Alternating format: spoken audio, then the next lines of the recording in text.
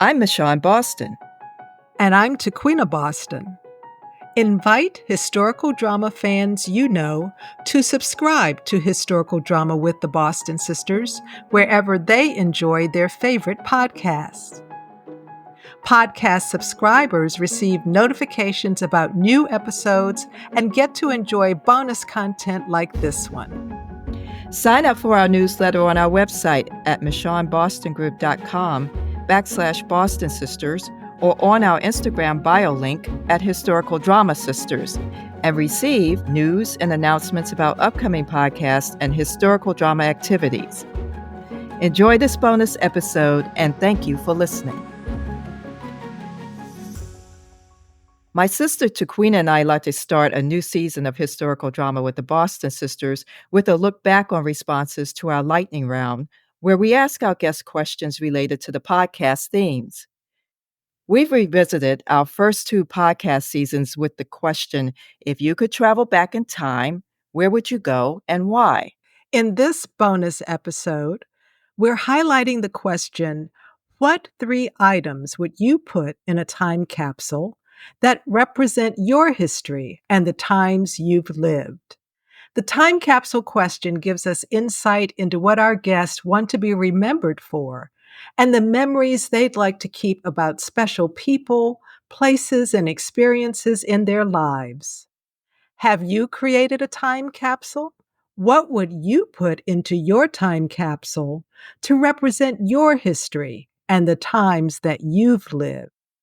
This podcast features responses from 5 guests from our 3rd season of Historical Drama with the Boston Sisters. Yancy RedCorn and Moira RedCorn, who joined us for a conversation about the Martin Scorsese film Killers of the Flower Moon. Damianne Scott, founder of Black Girl Loves Jane, who gave us insights into the country society of Jane Austen's Regency, far from the society of Bridgerton's Ton. Ruth Gemmell, best known as Lady Violet Bridgerton, matriarch of the Bridgerton family in the popular Netflix series, and Rishi Nair, who recently joined the PBS masterpiece mystery series Grantchester as the new vicar Alphy Kotteram.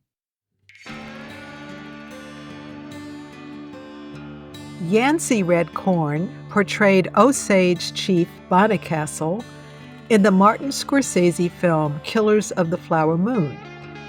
We talked with Yancy and sister Mora RedCorn, both members of the Osage Nation in Oklahoma, about their father Charles H. RedCorn's novel, A Pipe for February, which describes the murders of Osage people for their land rights in the 1920s from an Osage perspective. A Pipe for February was optioned to recreate the opening scene and other moments in Killers of the Flower Moon. From the time capsule question with Yancy and Mora, we learned that some of the items they included for their time capsule appeared in the film and had personal and cultural significance for their Osage culture. The first thing that comes to mind is I would put what is called the slide that you put around your kerchief. And actually, I used that slide in the movie. In some of the scenes, you can see it. And it's got a peyote moon on it and stuff. And I think my dad gave it to me in the 70s. And it reminds me of when I was a kid dancing at our tribal Osage dances called the Alanshka. And it always reminds me of that earlier time. My dad was the whip man, he was kind of the person that was in charge of keeping order in the dances and stuff. And so that's one item that I would do, because that reminds me of that time of when I was little and dancing, and there was not that many big dancers then, and I remember enjoying that a lot. You want to go for yours more, and then I'll think of 2 others. God, man. Mora RedCorn is a staff psychiatrist and artist with a degree in visual studies. The question prompted her to dig deep into multiple experiences in her life. We learn from Moira's response that Osage traditions about material possessions may leave little to put in a time capsule. This is such a complicated question for me, and I'll tell you why, because kind of Marie Kondo stuff. Okay. Like stuff has a different emotion and feeling for me. There's a few things that are very precious to me that remind me of time. You know, when I first went through this, I thought, oh, my rugby jersey, right? Because that defines something of who I am. But I gave it away, as one does, because, you know, I think that's another thing that's kind of interesting about thinking about a time capsule. Like that puts me, part of me, forward. And I'm always like, you know, what's my legacy? I don't know. I'm going to be gone. I don't know. And, you know, it's funny too, because one of the things that I did when I just got out of college, I think, and I came home and I had learned how to do woodworking and just kind of, you know, dabbled in that. I'm getting more into it now, but I came home and I was like, oh, and I don't know if I read about this. Maybe you guys would know more about this because you're more historians than we are. But I read about a culture that you would build your coffin and then use it while you were alive. Oh, yeah. Right. Yeah. There's cultures around the world where you do that. And I was like, I want to do that. And so I came home and I was so excited. I thought mom and dad would be thrilled. They were not. No, parents are not. No, they were not. Dad was like, no, please don't do that. So in honor of my dad, I have not done that, even though I do would love to. But you know, it's kind of funny too, because in some ways I'm sort of preparing for my funeral, and I've been sort of preparing for it for my whole life. One of the things we do in the Osage for funerals is you kind of give your stuff away. As you know, of course you do. You're not going to be here, you know, but you give it to the people who have helped you. So for instance, you give it to people who have helped with the funeral specifically.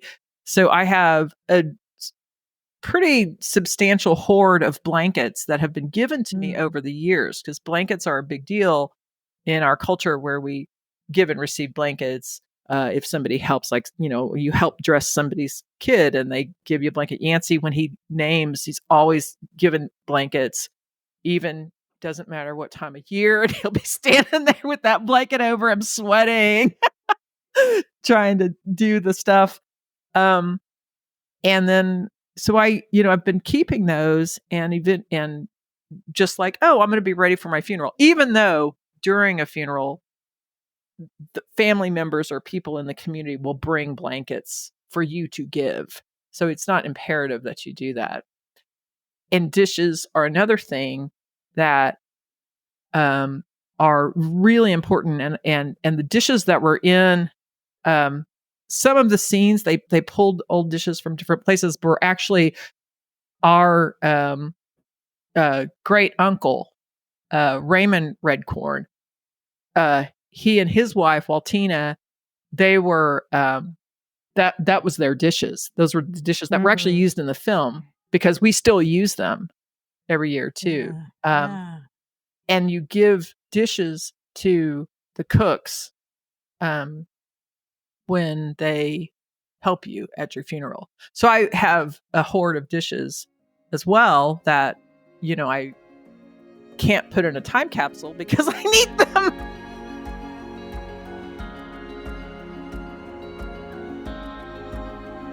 At the time Bridgerton released its third season in 2024, Michonne and I wanted to compare and contrast the Regency society of the time with Jane Austen's Regency. We also wanted to find out Austen fans' impressions of the Bridgerton series and its what-if stories of a multiracial, multi-ethnic, aristocratic society. In episode 55, we invited Dami Scott to have this conversation. Dami is the founder of Black Girl Loves Jane, a Facebook group and blog dedicated to her beloved Jane Austen. and the idea that it was perfectly wonderful to be an African American woman who loves Austen novels. Dami is a member of the Jane Austen Society of North America and has been a guest speaker, panelist, and presenter for numerous groups. Dami filled her time capsule with her life loves, including a memory of her grandmother. Well, I would probably have definitely my grandmother's hat. My grandmother, she's a product. She was born in 1918. And so she lived, in the 50s and 60s where women dressed, especially when they went to church on Sunday morning. So she had this big, she had, because she passed away, of course, this big red hat that you could wear a big chignon on the back of that had little red cherries on it. I always remember going to church when I was little. Still have it. So I would probably put that in Time Capsule because that represents her. It also represents, going to church with her and faith. And it represents my love of hats because I love hats and fascinators. Probably, something with polka dots on it that represents me. I love polka dots. Doesn't matter what color scheme they are. I love polka dots. So I think it would represent me. It would represent Black Girl Loves Jane because my logo has me in a dress with polka dots on it. And so what I was doing. And then the third thing I guess that would represent me the most would probably be a notebook and a pen. Yeah. Because I like to write. I am old school. So even though I teach a Zoom class and I'm doing these social media things, at the end of the day, I'm asking for a piece of paper and a pen. I want to write it down. It's tangible. It will last when I think all this digital stuff will not. Because if we don't know how to transfer it into some other format, you won't be able to play it, But you can come 2,000 years from now, and if you open up that time capsule, you'll see somebody's writing, my writing, and you'll be able to read my words, or you may not be able to open a camera or a video clip or thumbtacks that we all used to have. Now I don't even know if they sell those things anymore, the thumb drives. We may not be able to use or show, but the writing will still remain. And so I think those are the three things. Right. 3.5 things. And speaking of Bridgerton, we went straight to the source and invited Lady Violet Bridgerton, or actor Ruth Gemmell, to join us in a conversation about the evolving romances of the Bridgerton children and their mother or family matriarch. Ruth's response transports us beyond the Bridgerton Regency to the 1940s and a special occasion dress found in London's Brick Lane Market. The first one is my wedding dress. So I bought my wedding dress from Brick Lane Market for £60. And it is a white 1940s crepe dress with a kick pleat to the side. Ooh. And it was clearly built for a 19-year-old who was still living on food rationing. And I was a middle-aged woman. So it didn't fit me, but I still bought it. And this particular job, so Home Fires, I asked them for their help and they altered it. And the one thing they said to me was, whatever you do, don't touch the hem. And the hem was like a huge thing. So you could see the old stitching. And a week before I got married, I re-altered the dress back to its original shape because I didn't like what they'd done. And I touched the hem to reveal a massive tide mark all the way around the dress. It was 60 years old and it was very, very visible and looked dreadful. So then I washed it. I starched it. I burnt it with an iron. I then stuck it in a bucket of bleach overnight. I washed it again. I dried it on the radiator and I wore it the next day. And wow. I think through sheer nerves, I must have lost the weight to fit the dress, but I loved it. I don't fit it now, but I will never get rid of it. So that's my first time capsule piece. The second one is a picture of my dog that I have by my bed, who I lost a few years ago now, and he was everything to me. So I absolutely loved him. And the third one is a piece of scrappy old cardboard that my mum had typed some motherly advice on. And I try to live by it. I fail quite often, but I keep it on my desk. And she was a woman who was everything to me, absolutely everything to me. And, you know, integrity, kindness, strength, bravery, and I miss her to this day. So those are the things that mean the most to me. We ended the third podcast season with actor Rishi Nair, who joined the cast of the PBS masterpiece mystery series Grantchester in its 9th season. We invited Rishi to talk with us about his role as the new vicar, Alphy Kotteram. Initially, Rishi seemed to be stumped by the time capsule question, but came up with 3 items that are pleasures of everyday life. Oh, gosh. Oh my God! I want this to be good. I don't want it to be bad. So, I think I would have for me as Rishi, right? Mm-hmm. Okay, I would put my football boots in there because football has been a massive part of my life from when I was a kid to now. You know, I need to play football like twice a week, just mentally, physically. So that's a big part. I'm sure that I'll have some super duper football boots in the future, and they'll probably look at this and be like, what the hell, they used to play football in these. Yeah, how did they do it? Exactly. So I'll put that in there. I would put the DVD of The Godfather in there because that is my favorite film, and that is probably the film that I've watched the most amount of times. They probably wouldn't know what to do with it.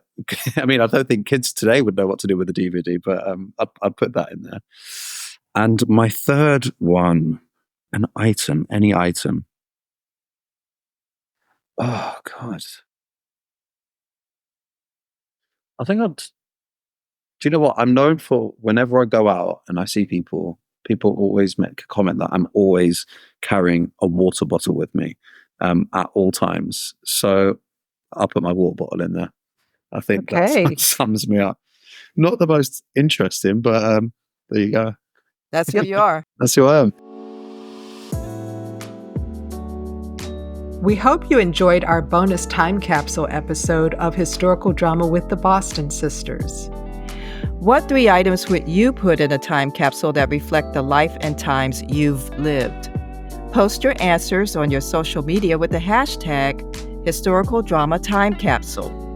And you can tag or DM us at Historical Drama Sisters on Instagram and Historical Drama Boston Sisters on Facebook. Like and share Historical Drama with the Boston Sisters on your social media. Visit our webpage at michonnebostongroup.com/Boston Sisters for more information about this podcast and other episodes. Sign up for our e-newsletter to receive announcements about upcoming podcasts, historical dramas, and related activities. This is Michonne Boston. And this is Tequina Boston. Thank you for listening.